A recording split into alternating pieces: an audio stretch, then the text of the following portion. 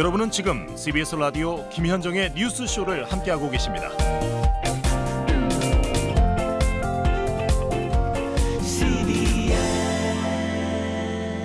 예, 코로나19 특보로 김현정의 뉴스쇼 2부 이어가고 있습니다. 1부에 이어서 2부에서도 전문가 한 분 연결할 텐데요. 이제 이 코로나라는 질병 자체를 다시 한번 짚어봐야 될 때입니다. 지금까지는 확진자들 상태도 괜찮았고 그래서 치료 잘 받으면 뭐 낫는 병이구나. 그나마 걱정을 좀 덜 했는데 갑자기 사망자가 나오기 시작하니까 공포감이 상당히 커졌습니다. 예, 이 바이러스 다시 들여다보죠. 한림대학교 감염내과 이재갑 교수 연결이 되어 있습니다. 이재갑 교수님 안녕하세요. 네, 안녕하세요. 예, 사실 지금까지 학계 의견은 코로나19가 독감보다는 위험하지만 사스, 메르스보다는 위험도가 낮다. 전파력은 강하지만 치명률은 좀 낮은 편이다. 우리 이렇게 생각했었거든요. 네. 이 해석이 유효합니까? 바뀌었습니까?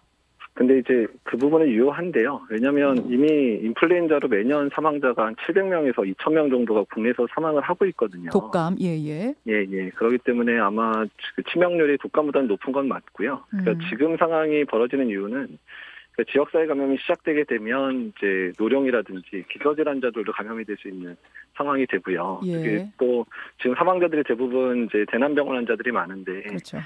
그분들이 이제 주로 병원에 장기간 입원해서 전반적으로 상태가 안 좋으신 분들이 걸리다 보니까 이제 그래서 병원에서의 사망률이 높은 거거든요. 그래서 예. 현재 이제 대구 지역처럼 환자가 많이 발생을 해서 병원에서의 환자가 발생하거나 지역사회 환자가 발생을 하게 되면 사망자가 늘어날 수밖에 없고 이게 사실 이제 우한의 초기 상황이랑 비슷한 상황이거든요. 우한의 초기 상황. 예. 초기 상황에서도 이제 노령 환자들의 사망률이 높았는데 노령 환자는 지금 80대 이상은 거의 15% 이상 사망한다고 우한 중국 통계가 나오거든요. 예. 그렇기 때문에 지금 상황은 일단은 뭐 저희가 예견했었던, 저희가 지역사회 감염을 막아야 되는 주된 이유가 이런 이유 때문이었거든요. 그렇죠. 예. 그렇죠. 결국은 이게 초기 발견이 굉장히 중요한 병인데 지역사회 감염으로 막 확산되기 시작하면 한두 명 나올 때는 그분들 역학조사 해가지고 결과 바로바로 나오고 그에 따라 동선 나오면 접촉자들 검사받고 그래서 경미한 분들도 조기 발견되고 이랬던 것이 이렇게 폭발적으로 확산이 되면 어디서 누가 어떻게 옮았는지도 모르고 동선도 모르고 뭐 이러다 보면은 경미한 증상인 분들 놓치고 그러다 보면 중증이 된 뒤에 발견이 되고 그러면 치료 어려워지고 이렇게 되는 거군요. 네, 거기다가 이제 병원에서 발생하면 좀 더 취약한 분들이 걸리니까 그렇죠. 더 위험한 거고요. 예. 그러면 교수님, 이 코로나19 바이러스 초기에는 증상이 경미한데 그 초기 단계가 다른 바이러스에 비해서 더 오래 가다가 중기가 없이 갑자기 확 나빠지는 스타일이다. 그러니까 중간 단계 없이 계절로 비유하자면 봄에서 겨울로 확 가버리는 시기다. 이렇게 생각해도 되는 건가요? 대개 환자들을 보게 되면 폐렴이 발생해도 본인이 증상이 악화되는 걸 잘 못 느끼고 있거든요. 폐렴이란 게. 예, 근데 그러니까 특히 이 병이 폐렴이 오더라도 환자들이 호흡곤란을 잘 못 느끼고 그냥 열만 더 심하게 나다가 그러다 폐렴이 갑자기 확 심해지면 이제 그때부터 호흡곤란이 갑자기 악화되는 그런 패턴들로 가다 보니까 본인의 자각 증상 자체가 상당히 늦게 나타납니다. 특히 폐렴에 의한 증상들이. 그러다 보니까 좀 진단이 늦어지는 환자들이 나오는 거거든요. 예. 그러니까 그러다가 확 나빠지는 거예요, 어느 순간. 예, 그렇습니다. 예. 그래서 그 시기를 놓쳐버리면 2, 3일 내에 갑자기 환자 상태가 확 나빠지는 그런 패턴이라 정말 의사들이 보기에는 정말 이제 진단하기도 힘들고 치료하기도 힘든 그런 질병인 것 같습니다. 알겠습니다. 여러분, 이 질병은 이런 질병입니다. 자, 그렇다면 케이스별로 몇 개만 짚어보죠. 우선 초기에 발견되지 못하고 사망한 뒤에 양성으로 밝혀진 케이스가 바로 경주의 40대 남성 케이스입니다. 이분 혼자 살다가 숨진 채 발견이 됐는데 근데 이분 희한한 건 주변 동료들 증언 들어보면요. 일주일 전부터 감기로 병원 다니고 기침도 하긴 했지만 그 전날까지 사망 전날까지 야근했다.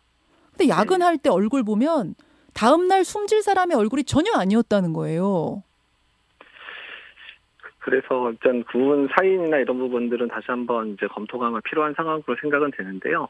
일단은 이제 전형적인 증상 패턴은 맞거든요. 일주일 동안 감기 증상 앓다가 일주일 정도 되면 3일에서 4일 지나면서 폐렴 생기고 일주일째 갑자기 악화되는 패턴을 보이기는 합니다. 근데 그분이 이제 과로하고 이러는 것들이 더 이제 야근하고 이런 것들이 아마 이제 사망에 분명히 기여를 했을 거라 생각은 들고요. 그러니까 젊은 분들도 이제 갑자기 나빠지는 상황에서 빨리 이제 의료진의 도움을 받지 않으면 이런 문제가 생기는 분들이 생길 수 있거든요. 그러니까 중국에서 주로 사망률은 이제 60대 이상의 노인들에서 많지만 예. 젊은 분들 사망률도 보고가 있는데 대부분 이런 패턴이었거든요. 예, 예. 초기 증상이 약하다 갑자기 악화되면 그다음부터 회복이 안 되는 패턴으로 가면서 사망한 경우들이 중국이나 홍콩 사례에서 계속 보고가 되고 있어서 그래서 너무 오랫동안 기다리시는 건 좀 문제가 있을 수 있습니다. 그러네 여러분. 그러니까 중간 단계가 없습니다. 갑자기 확 나빠지는 병이라는 거. 또 하나 궁금한 케이스. 확진자 딸이 어머니에게 간 이식을 해줬어요. 근데 네. 간을 이식해준 뒤에 수술 끝난 다음에 신천지 신도임을 밝혔습니다. 검사해보니까 양성 나왔습니다. 근데 네. 이 여성의 간을 이식한 어머니는 음성, 수술을 한 의료진은 양성. 이건 어떻게 받아들여야 될까요? 일단 이게 이제 호흡기 전파가 가능한 바이러스니까 이제 수술을 한 의료진들이나 아니면은 수술을 준비하면서 같이 있었던 의료진들은 이제 이제 간을 준 따님한테도 전파될 가능성이 높고요. 그다음에 이제 이게 증상이 심해지기 전에는 주로 호흡기에서만 발견되지 혈액이나 이런 데서 발견되는 건 정말 중증일 때만 발견되거든요. 바이러스가. 네, 그래서 만약에 초기에 이제 간 이식이 됐다면 간에 바이러스가 이제 같이 가지 않았었으면 아마도 다행으로 이제 될 수는 있고 혹시라도 모르기 때문에 앞으로 한 2, 3주 정도는 계속 바이러스가 증식하는지 여부를 중간중간 체크를 할 수밖에 없는 상황입니다. 상기도에서부터 바이러스가 하기도로 내려가니까 네. 간은까지는 안 갔을 딸의 상황이 안 간 가능성 이럴 수 있다는 말씀. 정말 지켜봐야 된다는 거. 또 하나 확진자 중에 최연소가 16개월 어린이입니다. 네. 만 4세도 여러분 한 명 나왔습니다. 어린이들은 이 바이러스에 비교적 강하다. 이거 뭐 이렇게들 알고 있었는데 이건 어떻게 된 건가요? 그러니까 일단 전체적인 자료는 아직까지는 좀 확인을 좀 해봐야 됩니다. 중국 자료를 보게 되면 감염자는 분명히 있거든요. 근데 절대적인 숫자가 적고 또 감염되더라도 사망자는 거의 발생을 안 하고 있어서 일단은 지금 이제 발생한 아이들을 보게 되면 되게 부모님이 걸리고 부모님 때문에 접촉하면서 아이들이 걸린 상태고 아직까지는 증상이 좀 심하지 않은 걸로 알려져 있습니다. 그러니까 감염이 안 되는 건 아니고 감염은 되지만 전반적인 경과가 크게 나쁘지 않더라 정도가 중국의 데이터거든요. 그래서 아이들 잘 경과 보면서 치료를 잘 해야 될 것 같습니다. 그래요. 자, 지금 질문 들어오는 것들이 있습니다. 문고리, 뭐 엘리베이터 버튼, 근데 우리가 주고받는 돈, 지폐 말이죠. 이런 걸 통해서도 감염될 수 있는가? 그러니까 중국에서 뭐 공기 전파 이런 식으로 오해되는 상황들이 대부분은 아마도 이제 환자가 이제 기침을 하거나 환자 손에 이제 묻었던 부분이 그러니까 짧은 시간 내, 뭐 한두 시간 내 또는 2, 30분 내에 다른 사람이 지나가면서 동일한 부위를 만지거나 이러면 전파될 수 있는 가능성들이 계속 보이고 있거든요. 그렇기 때문에 환경 오염이나 이런 부분들이 있을 수 있고 바이러스가 오래 살지는 않습니다. 근데 단기간에 이제 뭐 바로 다음 뭐 마우스 같은 거 만지고 바로 다음에 1, 20분 내에 만지고 이러면 마우스에 살아있는 바이러스가 묻어있을 수도 있는 거거든요. 얼마나 살아요? 어디 묻었어요? 지금 저희 마우스에 묻었어요. 얼마나 삽니까? 거기서 바이러스가? 그러니까 대개 바이러스 이제 예전에 메르스 때 데이터를 보게 되면 대개 3, 4시간 되면 거의 다 사멸하는 걸로 나옵니다. 3, 4시간? 예, 3, 4시간 사멸하는데 다만 아주 차갑고 건조한 표면에서는 조금 더 살 수는 있다 정도만 얘기가 나오거든요. 그래요? 그러니까 어떻든 만약에 바로 뭐 엘리베이터 탄 다음에 바로 타게 되면 그럴 수 있으니 저희가 그래서 공용으로 쓰는 물건 만지고 나서 손 닦기 잘하라고 하는 부분이 이런 이유 때문에도 그렇거든요. 그렇군요. 손을 통해서도 전파가 가능할 수 있기 때문에. 그래서 3, 4시간 정도 일단 산다는 거. 자, 이제 마지막 질문 드리겠습니다.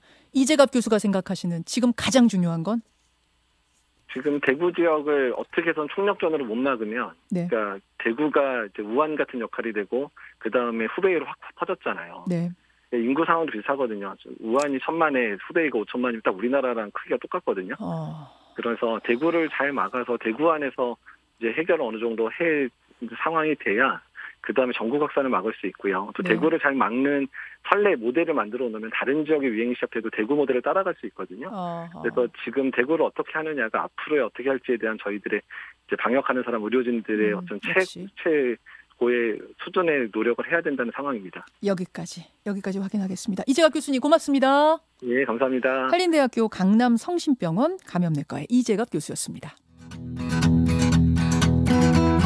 김현정의 뉴스쇼는 청취자 여러분의 참여로 이루어집니다. 트위터, 페이스북, 레인보우 게시판, 그리고 단문 50원, 장문 100원의 유료 문자 샵 1212, 우물정 1212 통해 참여하실 수 있습니다. 김현정의 뉴스쇼 여러분과 함께 만듭니다.